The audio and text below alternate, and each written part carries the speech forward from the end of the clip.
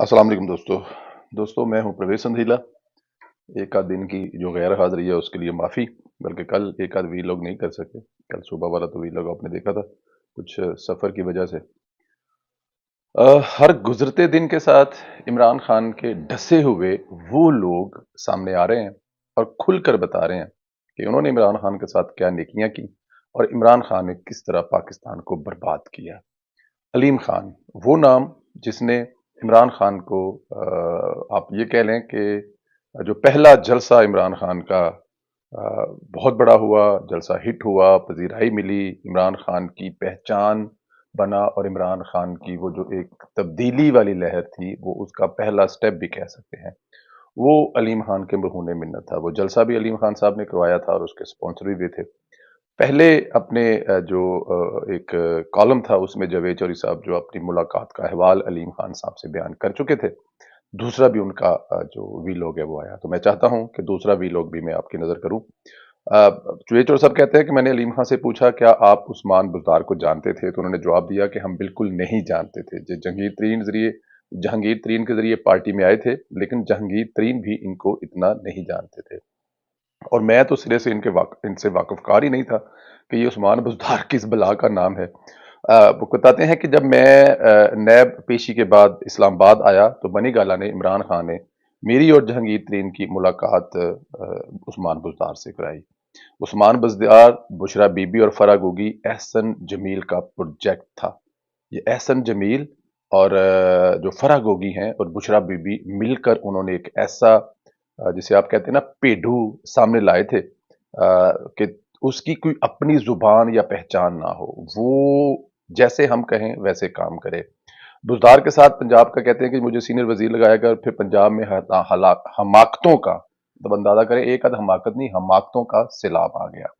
मैंने पूछा मसलन, बोले बुज़दार साहब इंतहाई नालायक इंसान थे। ये एमपीए बनने के बाद परवेज लई के जो डिप्टी थे, सेक्रेटरी थे, मोहम्मद खारून के पास कमरा लेने के लिए गए और उनको वो 2-4 दिन बैठाकर इनकार करते रहे। अच्छा, ये कमरे वाली बात जो है, ये इसका मैं भी जी आज नहीं, ये कोई आज से 4 साल पहले या 3 साल पहले जब ये सीएम थे तो उस वक्त मुझे इत्तेफाक हुआ पंजाब असम्बली में जाने का।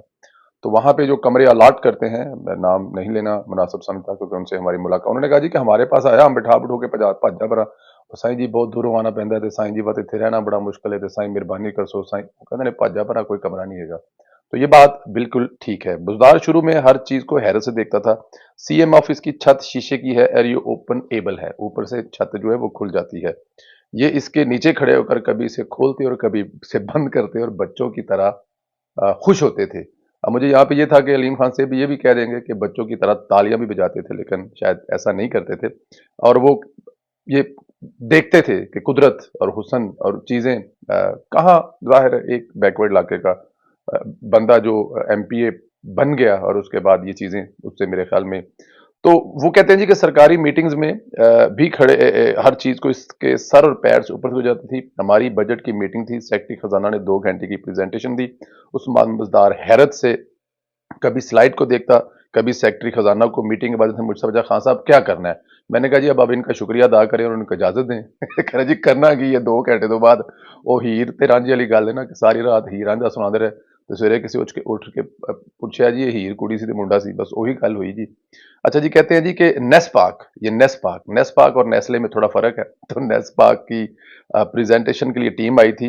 नेस्पाक वज़ीर-ए-आला ने प्रेजेंटेशन के दौरान उन्हें रोक कर पानी की बोतल की तरफ इशारा करके कहा, ये आप लोग तो पानी की बोतलें बनाते हैं, तो अब आप लोग क्या आप लोगों का छतों और दीवारों से क्या तल्लक है? तो वो टीम वज़ीर-ए-आला की तरफ हैरत की तरफ देखती रही।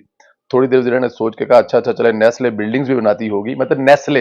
अब नेस्पाक और नेस्ले में उनको फर्क नहीं था। उन्होंने कहा था ठीक है, पानी की बोतलें बनाती हैं तो हो सकता है कि नेस्ले पानी भी बनाता हो। हमारे वज़ीर-ए-आला को नेस्ले और नेस्पाक का फर्क मालूम नहीं था। मैंने ये कहा कि इनकी सादगी भी तो हो सकती है। कह रहे जी बिल्कुल, अगर ये शख्स करप्ट ना होता और इसने पूरे पंजाब को लूट सेल पर ना लगा दिया होता, तो डीसी और डीपीओ लगाने का रेट 3 करोड़ पे था। 4 करोड़ पे में कमिश्नर और आरपीओ की सीट बिकती थी। इन अफसरों को बाकायदा बताया जाता था कि तुम्हारे पास इतने महीने हैं, अगर इतनी देर में इतने पैसे इकट्ठे कर लोगे तो तुम इसको कंटिन्यू करोगे। लाहौर के कमिश्नर और डिप्टी कमिश्नर तक पैसे देकर लगते थे। गुजरांवाला के डीसी ने ये बात मीडिया में भी खुलकर बताई थी। सीएम के 2 प्रिंसिपल ऑफिसर और 2 स्टाफ ऑफिसर वसूलियां करते थे। عثمان بزدار کا پرنسپل سیکرٹری طاہر خورشید ٹی کا سرگنا تھا، ٹیکے کا سرگنا تھا۔ میں نے پوچھا کہ یہ پیسے کہاں جاتے ہیں؟ ہنس کر بولے یہ ساری کلیکشن فرا گوگی تک جاتی ہے، اس کے بعد کہاں جاتی ہے وہ ہمیں پتہ نہیں ہے، لیکن فرا گوگی تک یہ ساری کی ساری کلیکشن جاتی ہے۔ اس قدر طاقت بشرا بی بی اس کے پیچھے تھی، اور فرا گوگی اس وقت طاقتور تھی کہ اس نے میری رہائی کے بعد مجھے اپنے گھر ڈیفینس جو کہ وائی بلاک میں تھا وہاں پر بلایا۔ اس نے مجھے کہا کہ ہم آپ کو دوبارہ وزیر بنا رہے ہیں، آپ بتائیں آپ کو کون سی وزارت چاہیے۔ پھر اس نے میرا باقاعدہ انٹرویو کیا۔ اس انٹرویو کے بعد مجھے صوبائی وزارت خوراک ملی، پنجاب اور وفاق کے سیکٹریوں کی تعیناتی سے پہلے عمران خان کی تصویریں بشرا بی بی عمران خان کی تصویریں بشرا بی بی کو بھجواتے تھے، اور بشرا بی بی سیکٹریوں کی شکل اور نام دے کر تعیناتی کا فیصلہ کرتی تھی۔ پھر وزیر اعظم کا پرنسپل سیکرٹری اعظم خان اور چیف سیکرٹری پنجاب نوٹیفکیشن جاری کرتا تھا۔ میں نے پوچھا کہ آپ نے عمران خان کو یہ صورتحال بتائی؟ انہوں نے کہا کہ میں نے عمران خان کو کئی بار مطلع کیا۔ میں 6 ماہ کے بعد رہائی کے 6 ماہ بعد وزیر اعظم کے پاس گیا، انہیں ساری صورتحال بتائی، درخواست کی کہ آپ مجھے وفاق میں لے آئیں، میں پنجاب میں کام نہیں کر سکتا۔ وزیر اعظم نے میری بات سنی، مجھے 6 فروری 2019 کو نیب نے گرفتار کر لیا۔ میں 100 دن حراست میں رہا۔ انہوں نے کہا جی وزیر اعظم کو بتانے کی سزا مجھے یہ ملی کہ تم پنجاب کی کرپشن کے حوالے سے گفتگو کرتے ہو، بات کرتے ہو، تو ہم تمہیں بتاتے ہیں کہ کرپشن کوئی نہیں ہوتی۔ اچھا جیل میں آپ شباز شریف کا واش روم استعمال کرتے تھے؟ انہوں نے کہا جی جیل میں جو واش روم انہوں نے کہا جی بالکل ٹھیک ہے۔ میاں صاحب نے وہاں پہ میاں صاحب کو پتا تھا کہ انہوں نے اب آتے جاتے رہنا ہے، تو انہوں نے اپنے لیے وہاں پہ علیحدہ سے واش روم بنایا تھا، جس کی ٹائلیں اور کبورڈ میاں صاحب کے گھر سے آیا تھا۔ اور یہ میری خوش قسمتی ہے کہ ان دنوں میاں صاحب جیل میں نہیں تھے اور میں وہ واش روم جو ہے وہ استعمال کرتا رہا۔ مجھے عمران خان سے بڑا گلہ بھی یہی ہے، یہ بے شک مجھے وزیر اعلیٰ نہ بناتے، یہ مجھے وزارت بھی نہ دیتے، ان کا اختیار تھا، لیکن انہیں مجھے جیل میں نہیں ڈالنا چاہیے تھا۔ میری اتنی خدمت اور وفاداری کے بعد یہ میں ڈیزرو نہیں کرتا تھا۔ میں نے نون لیگ اور پیپلز پارٹی کے لیڈروں کو گالیاں تک دی، لیکن انہوں نے میرے ساتھ ایسا سلوک نہیں کیا۔ لیکن جس کے لیے میں نے اپنا سب کچھ داؤ پر لگا دیا تھا، اس نے جو میرے ساتھ کیا وہ سب آپ کے سامنے ہے۔ یہ ظلم ہے۔ علیم خان جذباتی ہو گئے، کمرے میں خاموشی چھا گئی۔ میں نے پوچھا کیا آپ رہائی کے بعد خان صاحب سے ملے؟ ان کا جواب تھا جی میں ملا۔ ان کا کہنا تھا کہ ڈی جی آئی تمہارے خلاف ہے۔ میں نے ان سے کہا کہ خان صاحب ڈی جی آئی سے میرا کیا لینا دینا ہے، ڈی جی آئی میرے خلاف نہیں ہے، آپ اپنے دائیں بائیں دیکھیں، آپ کو جواب مل جائے گا کہ میرے خلاف کون ہے۔ لیکن انہوں نے میرا کیس انہی کے کھاتے میں ڈال دیا۔ میں نے پوچھا کہ آپ کے دور حکومت میں آخر حکومت کون چلا رہا ہے؟ یہ بولے بشرا بی بی، فرا گوگی، ایک بزنس مین جنرل فیض، ہماری ساری حکومت یہ تھی۔ یہ عمران خان کا جواب تھا۔ انہوں نے کہا جی کہ فرا بی بی اور بشرا بی بی اور ایک بزنس مین آپ اندازہ لگا لیں کون ہے، اور ایک جنرل فیض، یہ 4 بندے پوری کی پوری پاکستان چلا رہے تھے۔ جنرل باجوہ کا کیا کنٹریبیوشن تھا؟ علیم خان بولے یہ باجوہ کا عمران خان پر بہت بڑا احسان ہے، اور عمران خان اس احسان سے بھی بڑا احسان فراموش ہے۔ اس نے عمران خان صاحب نے جو کیا وہ سب آپ کے سامنے ہے۔ اگر جانور باجوہ نہ ہوتے تو عمران خان کبھی وزیر نہیں بن سکتے تھے، لیکن آج یہ جو کچھ ان کے ساتھ کر رہے ہیں وہ ناقابل یقین ہے۔ میں نے پوچھا عمران خان نے آپ کو وزیر اعلیٰ بنانے کے لیے اسلام آباد طلب کیا تھا؟ ہنس کر بولے جی۔ جنرل باجوہ نے انہیں پرویز لائی اور میرے دونوں کے درمیان میں سجیشن دی تھی کہ ان دونوں میں سے کسی ایک کو بنا لیں، تو انہوں نے کہا جی کہ پرویز لائی تو بہت بڑے چور ہیں اور ان کو تو میں نہیں بناؤں گا، تو انہوں نے میرے نام پر راضی ہو گئے۔ بہرحال وہ کہتے ہیں کہ وزیر اعظم کو مونس سے ملنے کے لیے کہا کرتے تھے، تو وہ مونس لے کو گالیاں نکالا کرتے تھے، کہتے تھے یہ کرپٹ باپ کا بیٹا ہے، اس سے میں کبھی نہیں ملوں گا۔ میرے نام پر جب وہ راضی ہوئے تو مجھے سندھ کے گورنر اسماعیل اور عامر کیانی لاہور آئے، مجھے ساتھ لے کر اسلام آباد گئے۔ میں 2 دن تک اسلام آباد میں رہا، انتظار کرتا رہا، مجھ سے وزیر اعظم صاحب نے نہیں ملا۔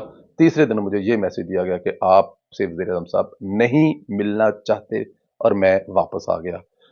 اس کے بعد میری کردار کشی شروع ہوگی۔ مجھے میرے بیٹے نے موبائل پر میری پوسٹ دکھائی جس پر چہرے پر کالک ملی ہوئی تھی، علیم خان لکھا ہوا تھا اور غدار لکھا ہوا تھا کہ علیم خان غدار ہے۔